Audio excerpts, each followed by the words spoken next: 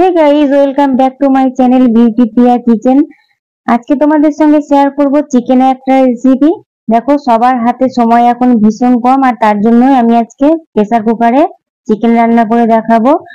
দেখো, এখানে 1 কিলো চিকেনের মধ্যে নিয়ে নিচ্ছি হাফ টিস্পুন লবণ, আর দিয়ে দিচ্ছি ক্র্যাশ করে নেওয়া গোলমরিচ, আর এখানে দিয়ে দেব হাফ কাপ দই। এবার দিয়ে দিচ্ছি হাফ টিস্পুন করে জিঞ্জার পেস্ট আর গার্লিক পেস্ট, আর দিয়ে দিচ্ছি হাফ টিস্পুন টারমারিক পাউডার। ব্যাস, এবার এগুলোকে সব একসঙ্গে মেখে নেব। আর এখানে আমি 25 গ্রাম সর্ষের তেল দিচ্ছি। দেখো, আমি এখন 25 গ্রাম মতো সর্ষের তেল ম্যারিনেশনের সময় দিয়েছি, আর যখন রান্না করব তখন 75 গ্রাম দেব। দিয়ে সবাই মিলে কিন্তু 100 গ্রাম তেল লাগবে চিকেন রান্নাটাতে, তবে কম বেশি করে নেওয়াই যাবে। এবার চিকেনটাকে ঢাকা দিয়ে রেখে দেব, আর আমি অন্যদিকে একটা ইন্ডাকশনের মধ্যে প্রেসার কুকারে রান্নাটা করব। দেখো, ইন্ডাকশনটা অন করে দিয়েছি। এবার প্রেসার কুকার গরম হয়ে গেছে।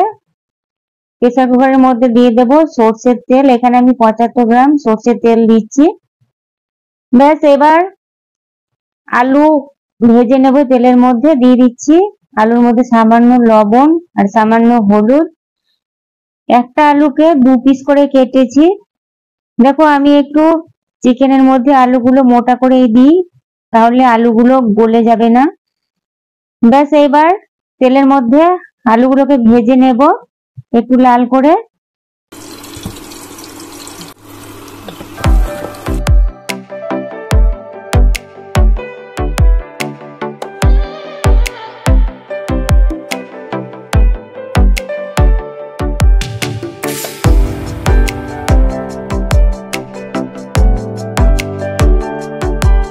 আলু ভেজে তুলে নেওয়ার পরে আমি ওই তেলের মধ্যে গোটা গরম মশলা ফোড়ন দিচ্ছি তেজপাতা, মোটা এলাচ, শাহি জিরে, ছোট এলাচ, দারচিনি, লং, এগুলোই। ব্যাস, এবার ফোড়ন থেকে খুব সুন্দর একটা সেন্ট বেরোলে দিয়ে দেব চাট। আর পেঁয়াজ তেলের মধ্যে ভাজতে ভাজতে যখন গোল্ডেন ব্রাউন কালার হয়ে যাবে, তখন আমি এর মধ্যে অ্যাড অন করে দেব কিছু মশলা।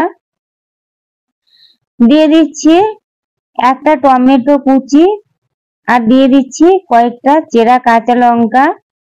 ব্যাস, এগুলো একটু পেঁয়াজের সঙ্গে ভেজে নিয়ে এর মধ্যে দিয়ে দিচ্ছি স্বাদ মতো লবণ। চিকেন যখন ম্যারিনেশন করি তখনও কিন্তু লবণ দিয়েছি, তাই একটু মেপেই দিতে হবে। দিয়ে দিচ্ছি 1 চামচ আদা বাটা আর 1 চামচ রসুন বাটা। এবার মশলাটাকে খুব ভালোভাবে কষিয়ে নিয়ে তারপরে এর মধ্যে দিয়ে দেব পাউডার মশলা। দিয়ে দিচ্ছি প্রয়োজন মতো হলুদ গুঁড়ো, আর দিয়ে দিচ্ছি হাফ টিস্পুন করে ঝাল লঙ্কার গুঁড়ো। দিয়ে দিচ্ছি জিরে গুঁড়ো, ধনে গুঁড়ো, আর আমি দিয়ে দেব 1 চামচ কাশ্মীরি লঙ্কার গুঁড়ো। ব্যাস, এবার সামান্য জল দেব, তারপরে আমি মশলাটাকে কষিয়ে নেব। যেহেতু পাউডার মশলা, তাই একটু জল দেওয়া দরকার, না হলে কিন্তু মশলা পুড়ে গেলে চিকেনের টেস্ট হবে না।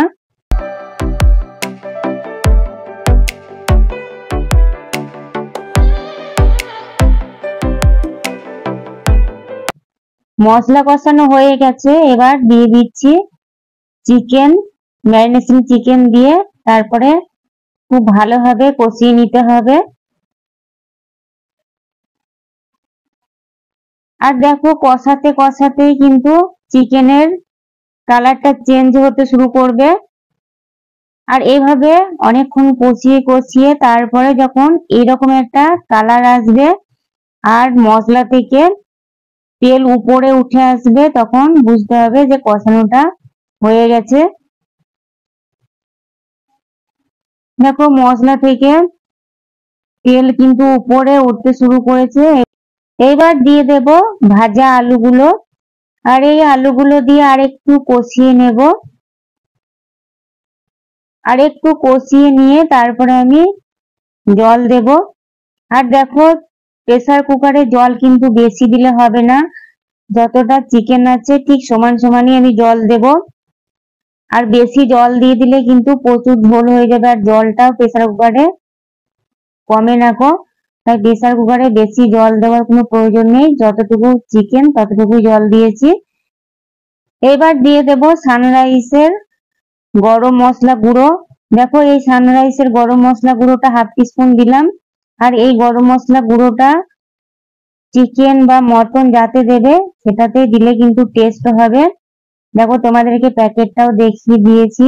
এই মশলাটা কিন্তু ভীষণ ভালো, আমার তো ভীষণ ভালো লাগে এই গরম মশলাটা।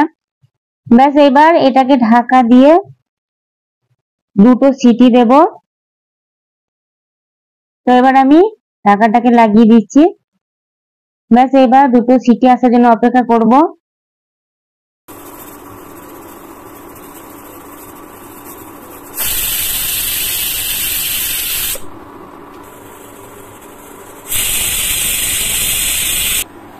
দেখো রান্নাটা আমার হয়ে গেছে। প্রেসার কুকার যখন ঠান্ডা হয়ে যাবে ঢাকা খুলে তারপর তোমাদেরকে দেখাচ্ছি। দেখো রান্নাটা কত সুন্দর হয়েছে। তবে প্রেসার কুকারে রান্না করতে গেলে কিন্তু বেশি জল দিলে হবে না। ব্যাস এবার এটাকে সার্ভ করব। দেখো বাড়িতে গেস্ট এলে অনেক সময় হাতে সময় থাকে না, তো সেক্ষেত্রে এইভাবে রান্নাটা করে নিতেই পারো। সবাই ভালো থেকো। Thank you.